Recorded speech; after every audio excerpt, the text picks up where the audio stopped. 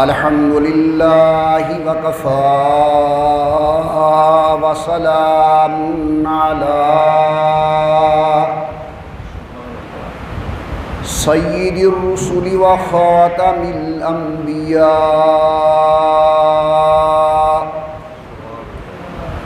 صلی اللہ تعالی علیہ وعلی آلہ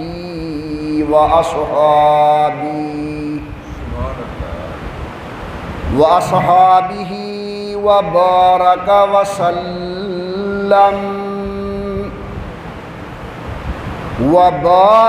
وسلم تسليما كثيرا كثيرا صلاة تكون للنجاة وسيلة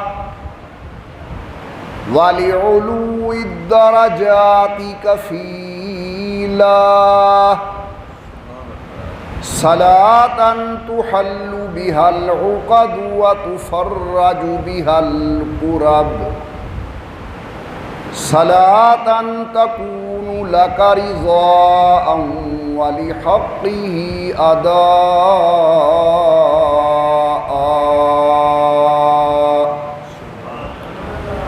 فقد قال الله تبارك وتعالى في القرآن المجيد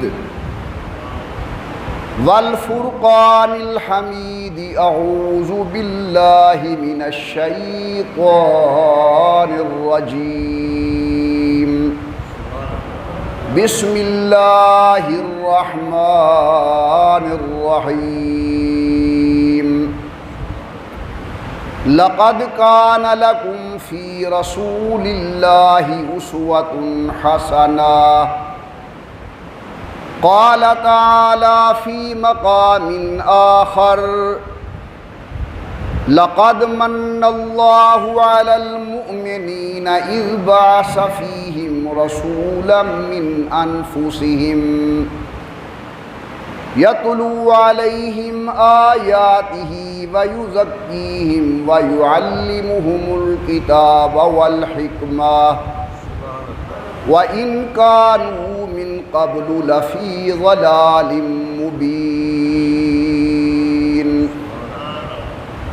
قال تعالى في مقام آخر وما أرسلنا من رسول إلا ليطاع بإذن الله صدق الله العلي العظيم وصدق رسوله النبي الكريم ونحن على ذلك لمن الشاهدين والشاكرين والحمد لله رب العالمين إن التياري حسبا يوما إلى أرض الحرم إن التياري حسبا يوما إلى أرض الحرم بلغ سلامي روضة فيها النبي المحترم ما إن مدحت محمدا بمقالتي لكن مدحت مقالتي بمحمدي اللهم صل على محمد وعلى آل محمد وصحاب محمد وأزواج محمد وبارك وسلم۔ تمام حضرات محبت و ذوق کے ساتھ درود پاک پڑھ لیں حضرت صلی اللہ علیہ وسلم کی ذات بابرکات پر۔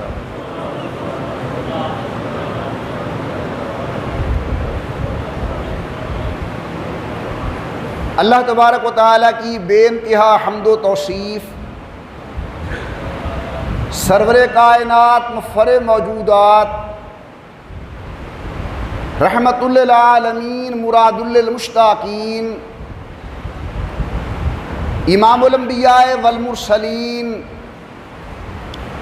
حبیب کبریا احمد مجتبیٰ حضرت محمد الرسول اللہ صلی اللہ تعالی علیہ وعلی آلہ وصحابہ وسلم کی ذات بابرکات پہ تحفہ درود و سلام پڑھ لیجئے تمام حضرات محبت و ذوق کے ساتھ بآواز بلند اللہم صلی علی سیدنا و مولانا محمد وعلی آل سیدنا و مولانا محمد و بارک وسلم پڑھنے اور بھیجنے کے بعد محترم بزرگوں، مکرم نوجوان ساتھیوں، قابل صد عظیم و صد اکرام میری محترمہ موقرہ اور مؤدبہ اسلامی مائیوں اور بہنوں، آپ حضرات کے سامنے جو مسئلہ بنیادی طور پر عرض کرنا چاہتا ہوں، پہلے اس کا عنوان ذہن نشین فرما لیں تاکہ آنے والے معروضات اچھی طرح سمجھ آ سکیں۔ اللہ تعالی نے انسان کو اس دنیا کے اندر بھیجا۔ اب انسان اس دنیا کے اندر جو زندگی گزارتا ہے، زندگی گزارنے کے دو طریقے ہیں۔ ہم نے عموماً احباب کے اندر، عوام و خواص کے اندر، امیر و غریب کے اندر، عالم و غیر عالم کے درمیان جو مشاہدہ کیا ہے زندگی گزارنے کا، وہ ہمارے سامنے دو طریقے ہیں زندگی گزارنے کے۔ ایک ہے زندگی گزارنے کا طریقہ جس کو میں تفویض کا عنوان دوں کہ وہ زندگی گزارتا ہے، اس کے دل کے اندر یہ خیال اور یقین ہوتا ہے کہ وہی ہوگا جو میرے اللہ چاہیں گے۔ یہ اپنے معاملات کو اللہ کے سپرد کرتا ہے، تفویض کرتا ہے۔ زندگی گزارنے کا ایک طریقہ ہے کہ انسان تفویض کی زندگی گزارے۔ تفویض کا معنی کسی کے سپرد کر دینا کہ میری زندگی یا زندگی کے نشیب و فراز، میرے زندگی کے معاملات، میری زندگی یہ ویسے ہی گزرے گی جس طرح میرا اللہ چاہے گا۔ اور ایک طریقہ زندگی گزارنے کا ہے کہ انسان تجویز کی زندگی گزارے، کہ وہ اپنے ذہن کے اندر زندگی گزارنے کا ایک خاکہ تیار کرتا ہے اور پھر دن رات انہی اسباب کے اندر محو رہتا ہے کہ میں یہ کروں تو یہ ہوگا، یہ کام کر لوں تو یہ ہوگا، یہ کام کروں تو مجھے یہ نفع ملے گا، یہ نقصان ہوگا۔ وہ اپنی تجویز کی زندگی گزارتا ہے، اپنے معاملات کو اللہ کے سپرد نہیں کرتا۔ پھر سمجھیں، زندگی گزارنے کے دو طریقے ہیں۔ ایک ہے تفویض کا طریقہ اور ایک ہے تجویز کا طریقہ۔ یعنی ایک طریقہ یہ ہے کہ اپنے طور پر اسباب مہیا کریں لیکن انجام اللہ کے سپرد کر دیں کہ وہی ہوگا جو میرا اللہ چاہے گا۔ اور دوسرا ہے تجویز کی زندگی، کہ اپنی خواہشات، اپنی آرزو، اپنی امنگ، اس کے مطابق زندگی گزارنا اور اس پر عمل کرتے ہوئے اپنے اوقات کو بسر کرنا۔ یاد رکھیں، قرآن کریم کی آیات، نبوی ارشادات اور تاریخی واقعات کی روشنی کے اندر میں اس نتیجے پر پہنچا ہوں کہ تفویض کی زندگی گزارنے والا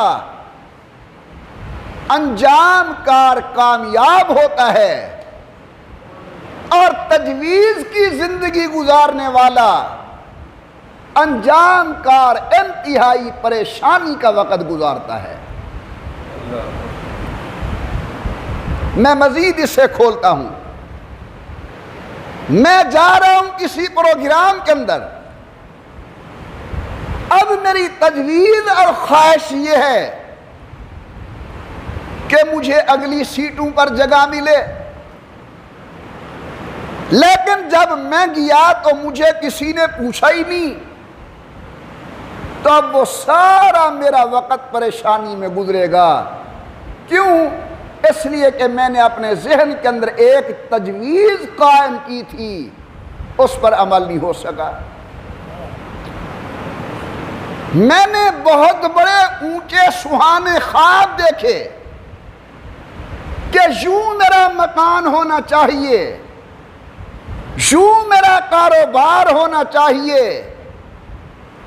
یوں لوگ مجھے جھک جھک کر سلام کریں، لیکن جب وہ میری تجویز اور میری خواہش پوری نہیں ہوگی تو قدم قدم پر میرا دل دکھے گا، میرے ذہن کو ٹھوکر لگے گی، میرا دماغ پریشان ہوگا، اور نتیجہ کار میں انتہائی مشکل وقت اور مشکل حالات سے گزروں گا۔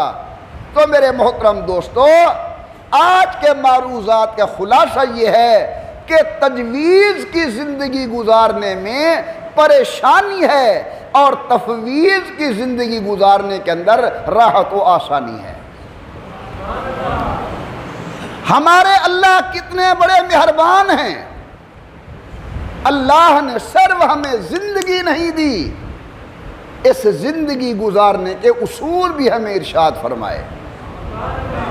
صرف اللہ نے اصول بیان نہیں کیے، بلکہ ان اصولوں کو سمجھانے کے لیے انبیاء علیہ السلام کی شکل کے اندر، رسولوں کی شکل کے اندر، صحابت الرسول کی شکل کے اندر، اولیاء اللہ، محدثین اور صوفیاء کی شکل کے اندر، علماء کی شکل کے اندر اللہ نے وہ افراد ہمیں مہیا فرمائے ہیں جنہوں نے ہماری رہنمائی کی ہے کہ زندگی گزارنے کا صحیح طریقہ کیا ہے۔ ہمیں چاہیے کہ ہم تفویض کی زندگی گزاریں۔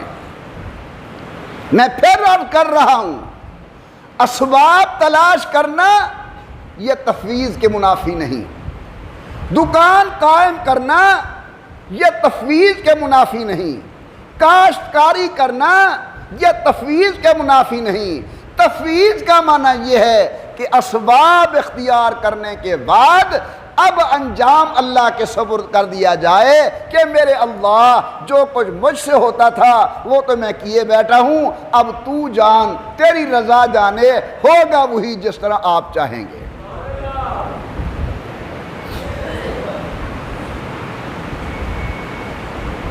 ابتدائی طور پر کچھ پریشانی ہوتی ہے، لیکن انجام کے اندر بہت بڑی کامیابی ملتی ہے۔ حضرت سیدنا نوح علیہ السلام کے واقعے کو اللہ نے قرآن میں بیان فرمایا ہے۔ بڑی اجد قوم کے ساتھ واسطہ پڑا حضرت نوح کا، 950 سال تبلیغ، قوم نے چمڑا ادھیڑ لیا، پیغمبر نے بد دعا فرمائی کہ رب لا تذر علی الارض من الکافرین دیارا۔ اللہ رب العزت نے کشتی بنانے کا حکم دیا، اب کشتی میں بیٹھ گئے، سیلاب کی شکل کے اندر اللہ کا عذاب آیا۔ غور کیجئے، اب یہ اسباب کی حد تک اللہ کے پیغمبر نے کشتی بنائی، اس کے اندر بیٹھ بھی گئے، کشتی تیرنے بھی لگی، یہ اسباب ہیں، لیکن آگے معاملہ مسبب الاسباب کے سپرد کر دیا۔ اللہ یہ کچھ میں نے کیا، آگے بسم اللہ مجریہا و مرساہا ان ربی لغفور الرحیم، اے میرا اللہ یہ میں نے کیا ہے، باقی اس کا چلانا بھی تیرے ذمہ ہے اور پھر ٹھکانہ عطا کرنا بھی تیرے ذمہ ہے۔ پروردگار عالم کے اولو العزم پیغمبر حضرت سیدنا نوح علیہ السلام کشتی کے اندر سوار، علماء لکھتے ہیں ایک مخصوص تعداد کے اندر جناب نوح علیہ السلام پر کلمہ پڑھنے والے وہ بھی کشتی کے اندر، جن کی تعداد زیادہ سے زیادہ 40 لکھی گئی۔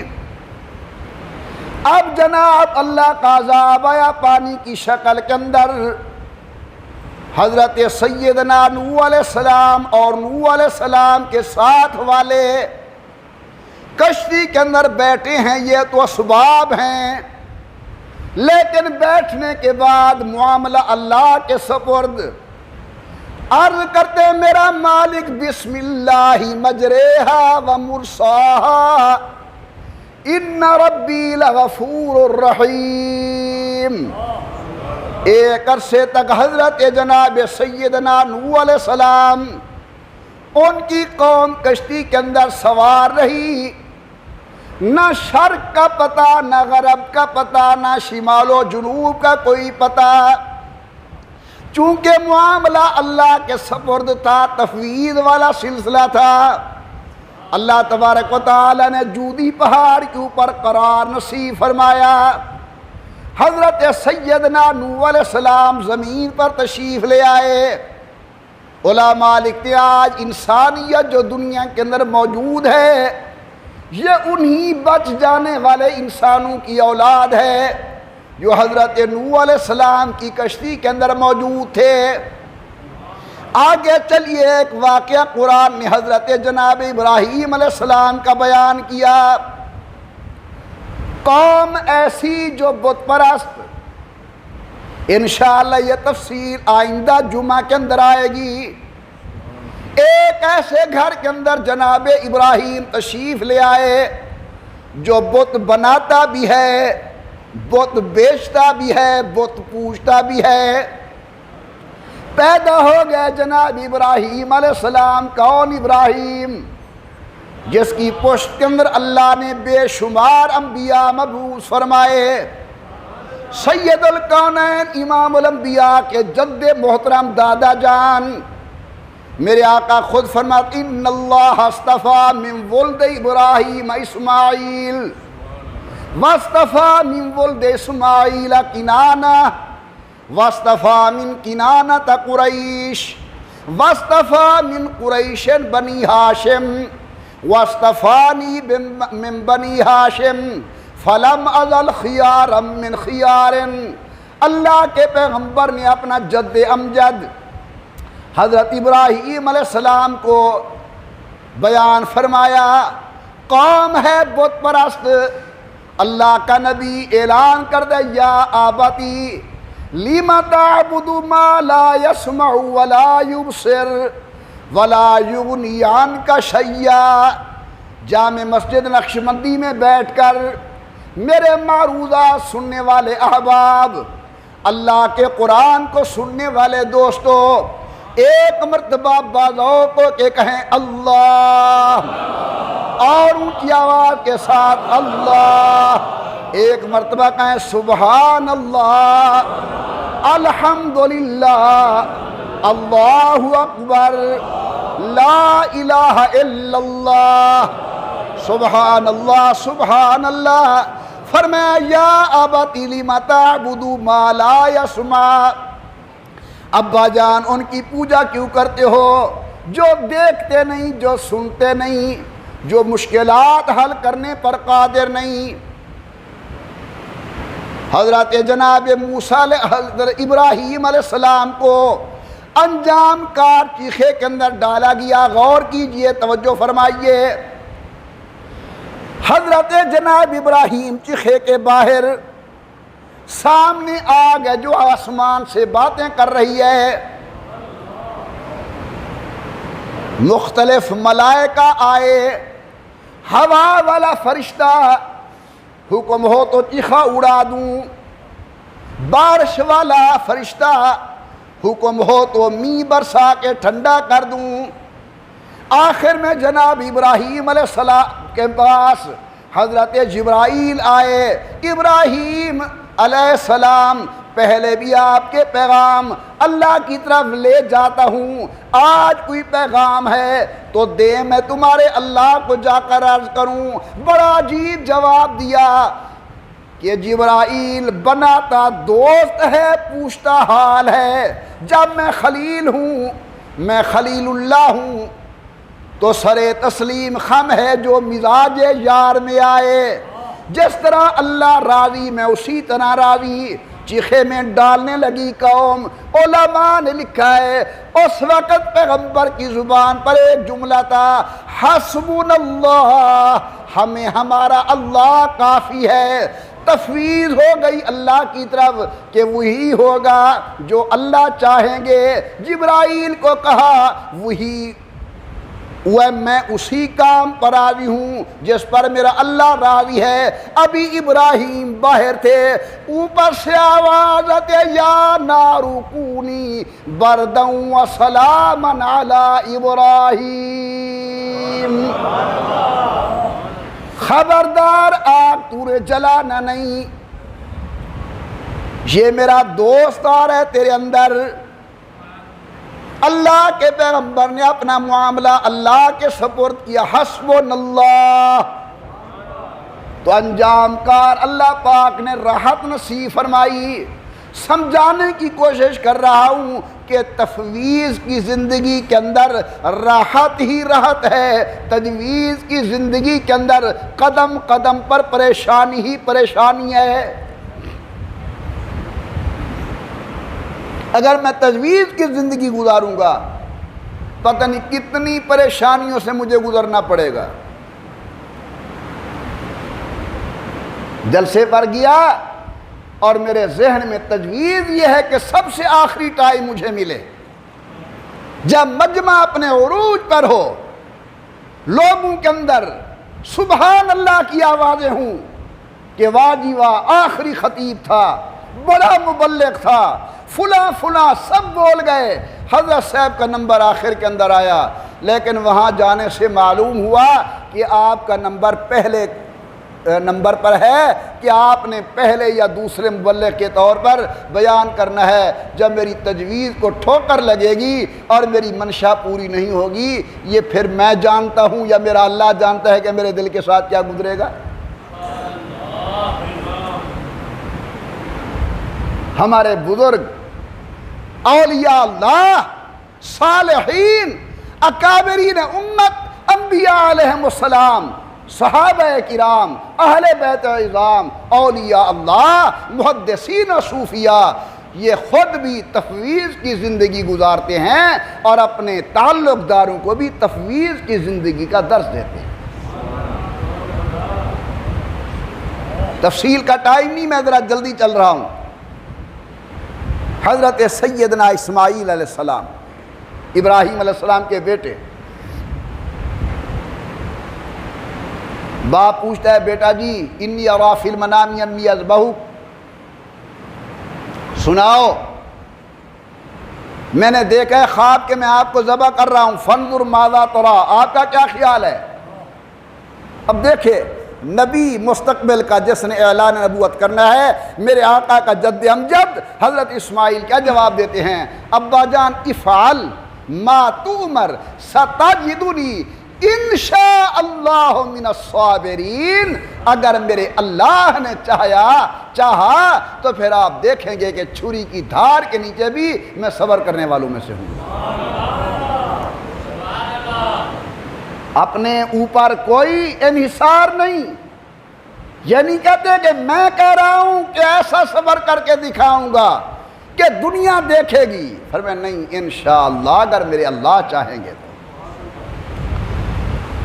پروردگار عالم نے واقعہ بیان کیا، فلما بلغ معه السعی، جب جناب سیدنا اسماعیل علیہ السلام اپنے والد گرامی کے ہاتھ بٹانے کے قابل ہوئے، خواب دیکھا، بیٹے کے سامنے اظہار کیا، بیٹا جی میں نے دیکھا کہ میں آپ کو ذبح کر رہا ہوں، قربان جائیے۔ کیا عجیب جواب ملا، فرماتے افعل ما تؤمر، ابا جان وہ کام کرو جن کا آپ کو حکم کیا گیا ہے۔ علماء نے بڑا عجیب نکتہ لکھا، ابراہیم علیہ السلام کو حکم تھا، انہوں نے ذبح کرنا ہی کرنا تھا، لیکن بیٹے سے پوچھ کر ایک تو اپنی تربیت کا اندازہ لگانا چاہتے تھے کہ میرے گھر میں میری جھولی کے اندر پلنے والے کی تربیت کیسی ہوئی، کہ جواب ہاں میں ہے یا نہ میں ہے، اور دوسرا چاہتے تھے کہ اس کے اندر میرا بیٹا بھی ساتھ شریک ہو جائے، کہ ابا جس طرح تو راضی میں راضی، جس طرح اللہ راضی میں راضی۔ جواب کیا دیتے ہیں، ستجدنی انشاء اللہ من الصابرین۔ معاملہ اللہ کے سپرد کیا، نتیجہ کیا نکلا، کامیابی۔ دمبا جنت سے آیا، دمبا ذبح ہو گیا، جناب اسماعیل بچ گئے۔ تجویز کی زندگی نہیں ہے، تفویض کی زندگی ہے کہ انشاءاللہ من الصابرین، اگر میرے اللہ نے چاہا تو انشاءاللہ میں صبر کر کے دکھاؤں گا۔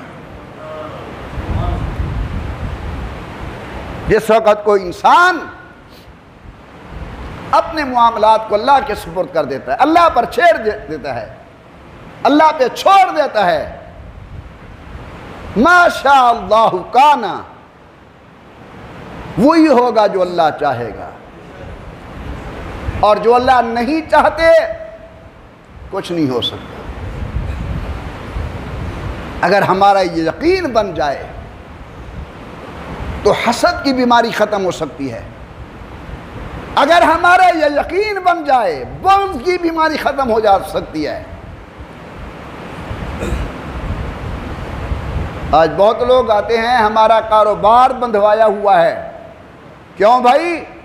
ہمارے ساتھ دکان ہے، اس نے دیکھا کہ ہمارا کاروبار بہت اچھا چل رہا تھا، اب جناب والا اس نے حرکت کی ہے۔ پہلی بات تو یہ ہے کہ کاروبار باندھنا نہ باندھنا یہ لوگوں کی باتیں ہیں، وہی ہوتا ہے جو اللہ چاہتے ہیں۔ رزق اللہ رب العزت کے قبضہ قدرت کے اندر ہے، جس کا چاہتے ہیں اللہ وسیع فرما دیتے ہیں، جس کا چاہتے ہیں اللہ تعالیٰ رزق تنگ کر دیتے ہیں۔ یہ رزق کی فراخی کے اندر یا رزق کی کمی کے اندر ہماری نیکیوں اور ہماری بداعمالیوں کا بہت بڑا دخل ہے۔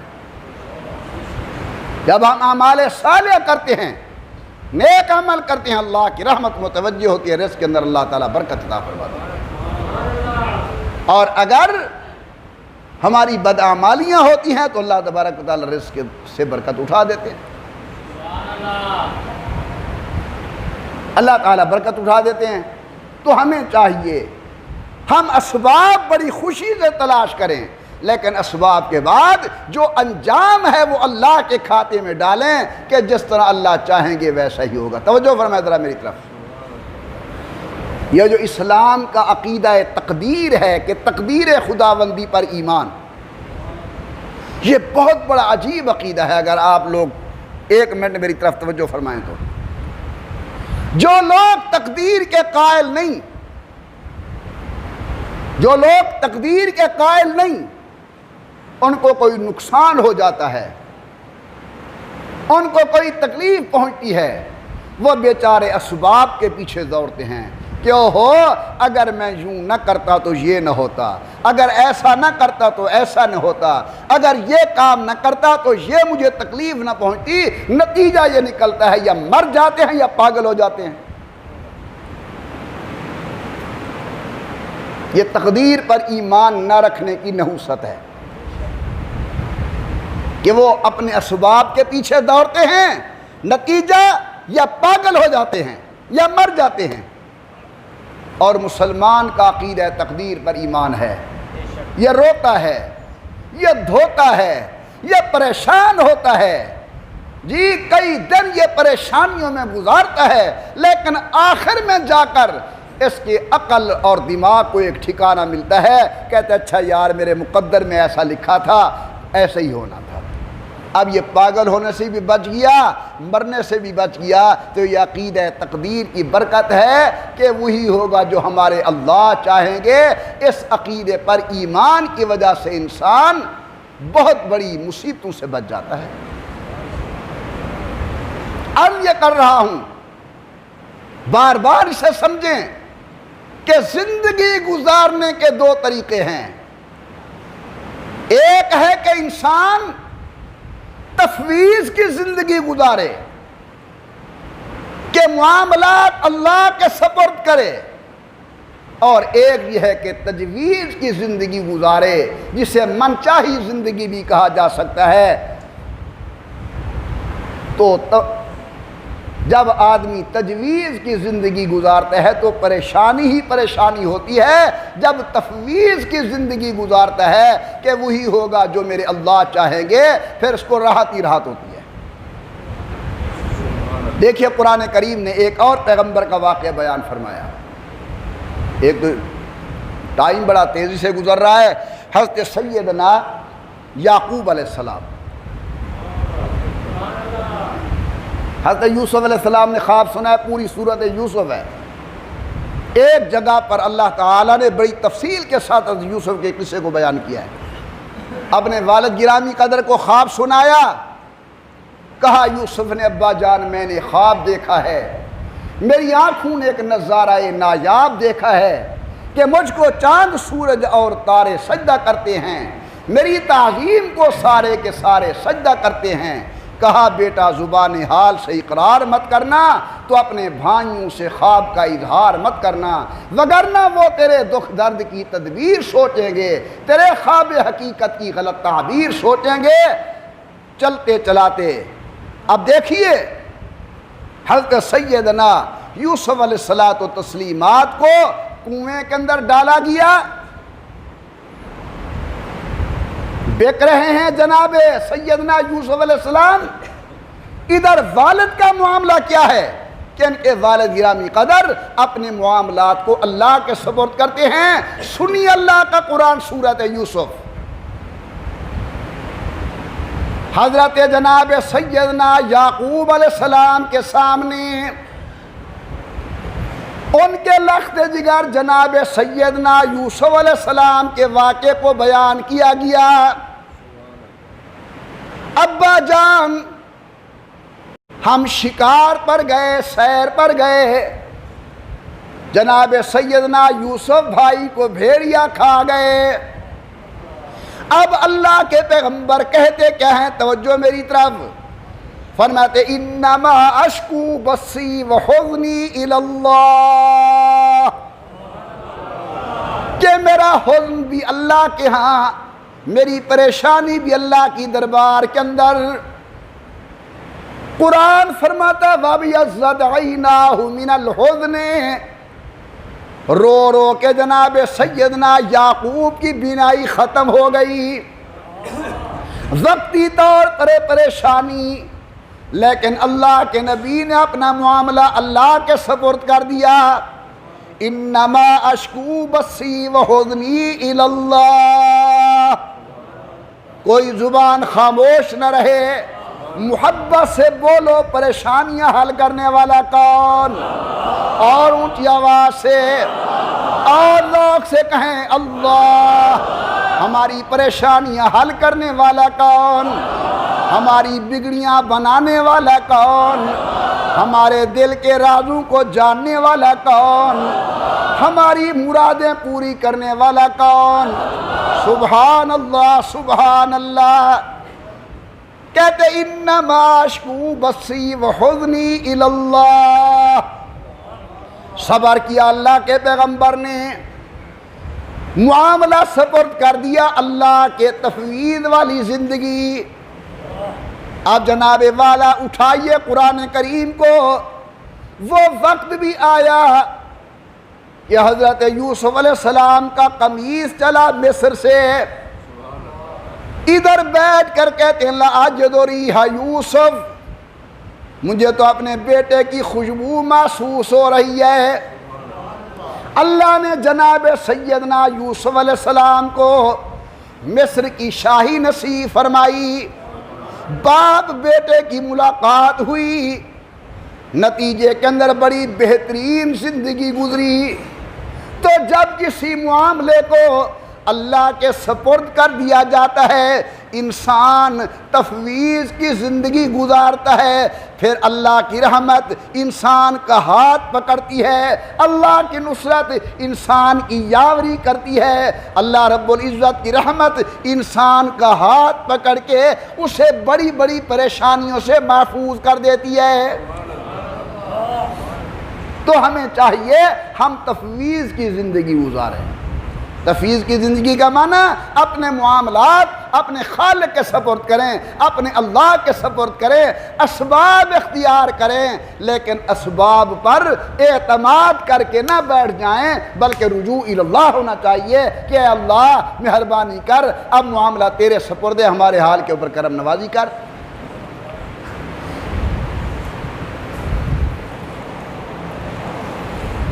نبی وقت ہیں، ان کا اسم گرامی حضرت سیدنا یونس علیہ السلام ہے۔ پیغمبر کا اسم گرامی حضرت سیدنا یونس علیہ السلام ہے۔ علاقہ نینوا کی طرف ان کی بعثت ہوئی، دن رات ان کو اللہ کے احکامات سمجھانے کی کوشش فرمائی خدا کے پیغمبر نے، لیکن قوم ہٹ درہم بات نہیں مانتی پیغمبر کی۔ سیدنا یونس علیہ السلام ان کے لیے عذاب اور بربادی کی بد دعا کر کے چلے آئے۔ موضوع سے ہٹ کر ایک چیز عرض کر رہا ہوں، نوح علیہ السلام پریشان ہوئے، بد دعا فرمائی۔ یونس علیہ السلام پریشان ہوئے، بد دعا فرمائی۔ لیکن سید الکونین کو طائف کے اندر جب تکلیفوں کا سامنا کرنا پڑا، خود جبرائیل امین آتے ہیں، عرض کرتے ہیں اللہ کے نبی اگر حکم ہو تو میں دونوں پہاڑوں کو ملا دوں اور اہل طائف کو پیس کے رکھ دوں۔ سبحان اللہ۔ حضرت جناب سید الکونین حضرت جبرائیل سے فرماتے ہیں کہ جبرائیل میں محمد رحمت بن کے آیا ہوں صلی اللہ علیہ وسلم، میں زحمت بن کے نہیں آیا۔ ہو سکتا ہے کہ ان کی اولاد سے اللہ کسی کو ایمان کی دولت سے مالا مال کر دے۔ حضور نے سب تکلیفیں برداشت کی، لیکن سید الکونین نے قوم کے لیے بد دعا نہیں فرمائی، بد دعا فرمائی۔ بحر قلزم کے کنارے پر آتے ہیں سیدنا یونس علیہ السلام۔ ٹائم مختصر ہے، میں ذرا جلدی چل رہا ہوں۔ کشتی پر سوار ہوئے، جب درمیان میں پہنچی کشتی تو باد و باران نے گھیر لیا اور کشتی غرقاب ہونے کے قریب ہو گئی، غرق ہونے کے قریب ہو گئی۔ ملاح نے کہا اس کشتی کے اندر کوئی ایسا آدمی ہے جو اپنے آقا کے حکم کے بغیر سفر کر رہا ہے۔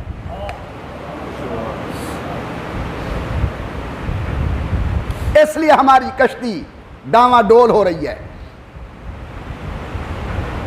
حضرت یونس صلی اللہ علیہ وسلم نے فرمایا کہ یہ سفر میں کر رہا ہوں، لیکن اللہ کی وحی کے بغیر میں اپنی رائے اور منشا سے قوم پر ناراض ہو کے سفر کر رہا ہوں، لہذا وہ میں ہوں، میں دریا کے اندر چھلانگ لگاتا ہوں۔ پیغمبر کی شکل مبارک سبحان اللہ۔ ہر نبی اپنے وقت کے اندر موجود تمام انسانوں سے زیادہ خوبصورت ہوتا ہے، اور سید الکونین صلی اللہ علیہ وسلم پوری انسانیت سے زیادہ خوبصورت ہیں۔ بلکہ میں نے تو پڑھا ہے کہ ایک مرتبہ جبرائیل امین بارگاہ نبوت میں آئے تو حضور اکرم نے فرمایا جبرائیل میں نے سنا ہے کہ آپ بہت خوبصورت ہیں، ذرا مجھے آپ اپنی اصل شکل دکھائیں، کیونکہ جبرائیل جب بھی آتے تھے انسانی شکل میں تشریف لاتے تھے۔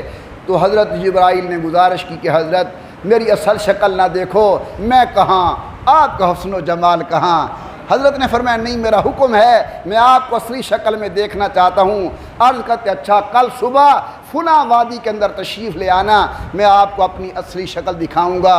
حضرت فرماتے ہیں میں تشریف لے گیا، جبرائیل امین نے اپنے سارے پر کھولے ہوئے تھے، افق کو بھرا ہوا تھا، انتہائی خوبصورت نظر آ رہے تھے۔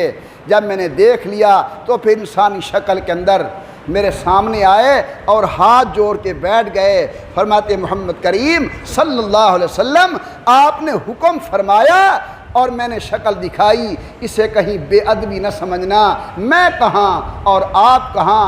اللہ نے پورے قرآن کے اندر میری ایک جگہ قسم نہیں اٹھائی، تیرے زلفوں کی قسم، تیرے چہرے کی قسم، تیرے شعر کی قسم، تیرے اداؤں کے تذکرے، تو کہاں اور میں کہاں۔ حسن یوسف دم عیسیٰ ید بیضا داری، آنچ خوباں ہمہ دارند تو تنہا داری۔ مصطفیٰ جیسا نہ اللہ نے آج تک پیدا کیا ہے، نہ قیامت کی صبح تک اللہ حضور جیسا پیدا فرمائیں گے۔ حضرت سیدنا یونس علیہ السلام کے چہرے کو دیکھا، نہیں جی آپ کا چہرہ تو بڑا خوبصورت ہے، آپ نہیں ہو سکتے، قرآن دادی کی گئی۔ ہر دفعہ حضرت یونس کا نام نکلا، حضرت یونس علیہ السلام نے دریا کے اندر چھلانگ لگائی۔ غور کیجئے، سامنے حکم ہوا مچھلی کو کہ میرے پیغمبر کو محفوظ کر اپنے اندر۔ یہاں قرآن کا لفظ ہے فَالْتَقَمَهُ الْحُوتُ، فَالْتَقَمَهُ الْحُوتُ، مچھلی نے اللہ کے پیغمبر کو نگل لیا۔ حضرت والد صاحب رحمۃ اللہ علیہ رحیم یار خان کے علاقے میں بیان کر رہے تھے، سراکی علاقہ ہے، کہ فرمیوں نے مچھلی حضرت یونس علیہ السلام کو کھا گئی۔ والا کیوں نے کہ میں کیڑا لفظ استعمال کراں جو ڈاند شاند نہیں لگے۔ مجھے بڑھڑا ہوں دا یہ عبدالواحد اوٹی گڑا ہوں گے سی آنکھوں مچھلی کی چڑیتا، مچھلی کی چڑیتا۔ ساری سراکی اندر کوئی بندہ اگر کھا ونجے بغیر چتھے ہیں تو کو کیا دن بڑھڑا تے نوجوان جو کٹھے ٹکر بیٹھے کھانے ہن، بڑھا ہی رومن پہ گئے، نوجوان ہی رومن پہ گئے۔ بڑھڑے کو لوگ پوچھو نے کیوں رونی، وہ کہ میں بڑھا ہاں، اے نوجوان ہے تکھے تکھے کھاندہ میں دے۔ نوجوان کو لوگ پوچھے نے کیوں رونی، وہ کہ میں کچھ چتھنا پوندے، بڑھڑا ہے گیت میں دا دیں دے، جلدی جلدی کھاندہ میں دے۔ بغیر چتھے اگر کھا ونجیجیں کو سراکی اندر کیا دن گیت بے من۔ فَالْتَقَمَهُ الْحُوتُ، مچھلی نے نگل لیا اللہ کے پیغمبر کو۔ غور کیجئے، اللہ کے نبی جناب سیدنا یونس علیہ السلام مچھلی کے پیٹ کے اندر ایک دعا کرتے ہیں، اللہ نے قرآن میں ارشاد فرمائی، عرض کرتے ہیں لا الہ الا انت سبحانک انی کنت من الظالمین۔ میں چاہتا ہوں تمام مسلمان یہ جملہ اپنی زبان سے کہیں، لا الہ الا انت سبحانک انی کنت من الظالمین۔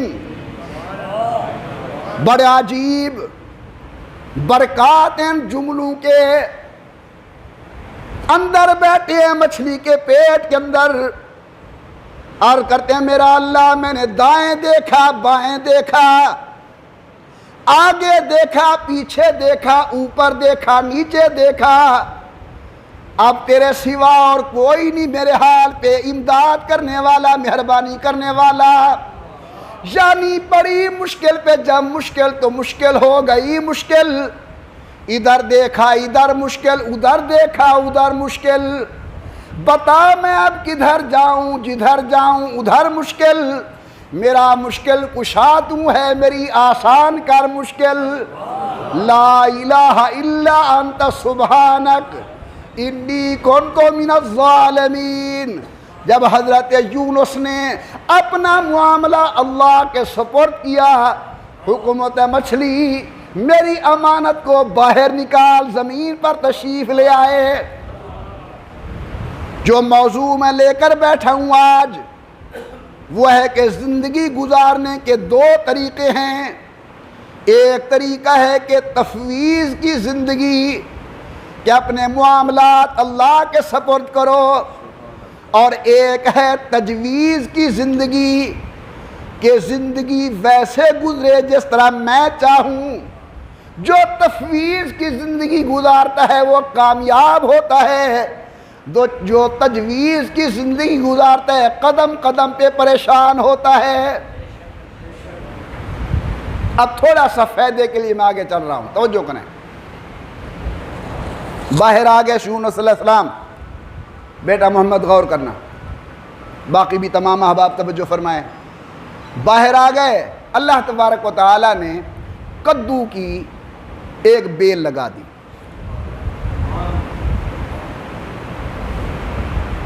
کدو پر مکھی نہیں بیٹھتی۔ اب چونکہ حضرت سیدنا یونس صلی اللہ علیہ وسلم مچھلی کے پیٹ کے اندر وقت گزار کے تشریف لا رہے تھے، جسم اطہر بہت نرم ہو چکا تھا، مکھی کے بیٹھنے کا خطرہ تھا، اللہ تعالیٰ نے کدو کی بیل لگا دی۔ بیٹھے ہیں، میری طرف توجہ فرمانا ذرا، بڑی عجیب بات ہے۔ کیڑا لگا کئی دنوں کے بعد اس بیل کے جڑ کو، اور بیل خشک ہونے لگی، کدو دی ول خشک ہونے لگی۔ اللہ کا نبی بڑا پریشان، یا اللہ یہ ختم ہو رہی ہے۔ اللہ تبارک و تعالیٰ کی طرف سے علماء لکھتے ہیں کہ وحی آئی کہ میرا پیغمبر ایک سبزی، ایک کدو کی بیل کی جڑ خشک ہو رہی ہے، ختم ہو رہی ہے، تجھے یہ ناگوار گزر رہی ہے، اور جو بد دعا فرما کر آئے تھے 1,00,000 آدمی کو میں ختم کر دیتا، کیا میری رحمت کو وہ گوارا تھا؟ وہ گوار نہ ہوتی؟ سمجھا دیا اللہ نے اس انداز سے کہ میرے پیغمبر علیہ الصلاۃ والتسلیمات بد دعا نہیں کرنی چاہیے، تم اس پر غم زدہ ہو رہے ہو، کیا میری رحمت 1,00,000 آدمی کو ختم کرنا جس کے لیے تم بد دعا کر کے آئے تھے، میری رحمت کیسے گوارا کرتے ہو؟ اسے محبت سے کہہ دے اللہ، اور ذوق سے، کتنا رحیم ہے اللہ، کتنا کریم ہے اللہ، کتنا رحیم ہے ہمارے اوپر اللہ، اپنے پیغمبر کو، اپنی مخلوق اور نبی کی امت کو سمجھانے کی، تربیت کرنے کے کیا انداز سکھاتے ہیں اللہ تعالیٰ اپنے پیغمبر کو اور اپنے نبی کو۔ حضور اکرم کی تو پوری زندگی کا اگر مطالعہ فرمایا جائے تو قدم قدم پر حضور اپنے معاملات اللہ کے سپرد کر رہے ہیں۔ بدر کے میدان میں تشریف لے آئے، بقول علامہ اقبال تھے ان کے پاس 2 گھوڑے، 6 زرہیں 8 شمشیریں، بدلنے آئے تھے یہ لوگ دنیا بھر کی تدبیریں، صحابۃ الرسول موجود ہیں، لیکن پھر بھی حضور دعا کیا کر رہے؟ اللہم ان تہلک ھذہ العصابہ، یا اللہ جو کچھ میرے پاس تھا وہ میں لے آیا، اب تو جان، تیرا دین جانے، اسلام جانے، تیرا معاملہ جانے۔ تو واجب الاحترام بزرگوں، دوستو، بھائیو، عزیزو، میرے آج کے پورے بیان اور معروضات کا خلاصہ یہ ہے کہ ہم دنیا میں آئے ہیں، زندگی گزارنے کے 2 طریقے ہیں۔ ایک طریقہ یہ ہے کہ تفویض کا راہ اختیار کیا جائے، اسباب ضرور اختیار کریں، لیکن انجام اللہ کے سپرد ہو کہ یا اللہ یہ کچھ تو مجھ سے ہو سکتا تھا، میں نے کر دیا، باقی آپ جانیں، آپ کی مرضی جانے، ہوگا وہی جو آپ چاہیں گے۔ اور دوسرا یہ ہے کہ ہم تجویز کی زندگی گزاریں کہ جس طرح میں چاہوں ویسا ہو۔ اگر تفویض کی زندگی گزاریں گے تو راحت ہوگی، سکون ہوگا، اور جناب والا اطمینان ہوگا، انجام کار کامیابی ہوگی۔ اور اگر نعوذ باللہ ہم زندگی تجویز کی گزاریں گے تو جب ہماری خواہش پوری نہیں ہوگی، دماغ کو ٹھوکر لگے گی، عقل کو تکلیف ہوگی، پریشانی ہی پریشانی ہوگی۔ اللہ تعالیٰ مجھے اور آپ کو اپنے نیک بندوں کی صحبت بھی نصیب فرمائے، صالحین کا تعلق بھی نصیب فرمائے۔ دعائے خیر۔ الحمدللہ رب العالمین والصلاة والسلام علی سید الانبیاء والمرسلین وعلی آلہ وصحبہ اجمعین ربنا آتنا فی الدنیا حسنہ وفی الآخرۃ حسنۃ وقنا عذاب النار۔ اللہ عالم اسلام کی حفاظت فرما، حرمین شریفین کی حفاظت فرما، وطن عزیز پاکستان کی حفاظت فرما۔ یا اللہ ہمارے ملک کو داخلی خارجی فتنوں سے بچا، وطن کو امن سلامتی استحکام نصیب فرما، مساجد و مدارس کی حفاظت فرما، خانقاہوں کی حفاظت فرما، سکول کالج یونیورسٹیوں کی حفاظت فرما، پاکستان میں رہنے والے ایک ایک انسان کی حفاظت فرما۔ یا اللہ افواج پاکستان کی حفاظت فرما، تمام سیکورٹی اداروں کی حفاظت فرما۔ یا اللہ جو بیمار ہے شفا نصیب فرما، جو دنیا سے چلے گئے قبروں کو جنت کا باغ بنا، جو پریشان حال ہیں پریشانی دور فرما، جو تنگ دست ہیں فراخ دست بنا۔ اللہ ہمیں نمازی بنا، ہماری اولاد کو نمازی بنا، ہمارے اہل خانہ کو نمازی بنا، بے نمازی ہونے کی لعنت سے محفوظ فرما۔ اللہ قدم قدم پہ اپنی رضا نصیب فرما، اپنے حبیب کی رضا نصیب فرما، حضور اکرم کی سچی محبت و غلامی نصیب فرما، صحابہ و اہل بیت کے دروازے کا نوکر بنا، سچے اولیاء اللہ کا تعلق نصیب فرما۔ میرا اللہ جب ہمارا آخری وقت ہو، ایک تو سچی توبہ کی توفیق عنایت فرمانا، دوسرا کلمہ طیبہ زبان پر جاری ہو جائے، لا الہ الا اللہ محمد الرسول اللہ۔ جناب آپ نے